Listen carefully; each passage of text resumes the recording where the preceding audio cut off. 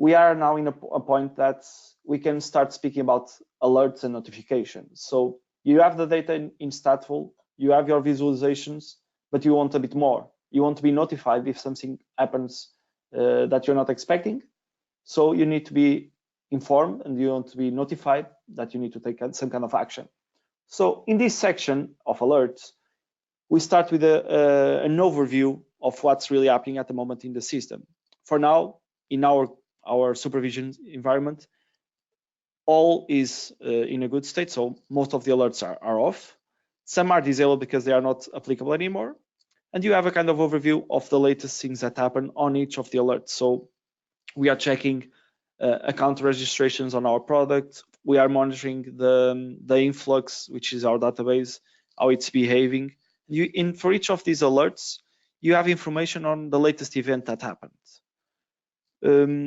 You can explore a bit more on each of these events. So for example, on the free account registration, I want to see the latest events on the last hour. So last hour, nothing happened. It's still very early, but let's say I want to see on the last 7 days. So you see the alert going on and off as someone registers, and then the time passes for the alert to be turned off. What you can also see here on the alerts is the easy it is to configure something like this. So for example, on this account registration, what you really need to do is specify the metric that allows you to get this kind of information. So it was our web timer response, someone doing some action in the product. We check that is our Statful app. We see that the feature or the endpoint being called is register account. And we are checking anytime, any data point that comes on this metric, we want to send a notification. And this is a notification through email directly to me.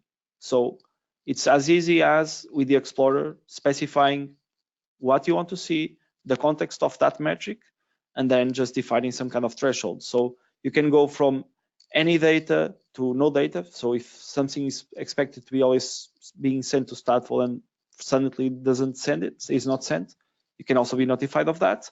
Or you can specify some kind of information. So the average, let's say you're checking response times, you're checking number of a given feature is being used. You can do a mean, a sum, or a count of that feature. And if it is above or below that threshold, you can also be notified. So it's really easy to do this setup, and then you're ready to be notified if something happens.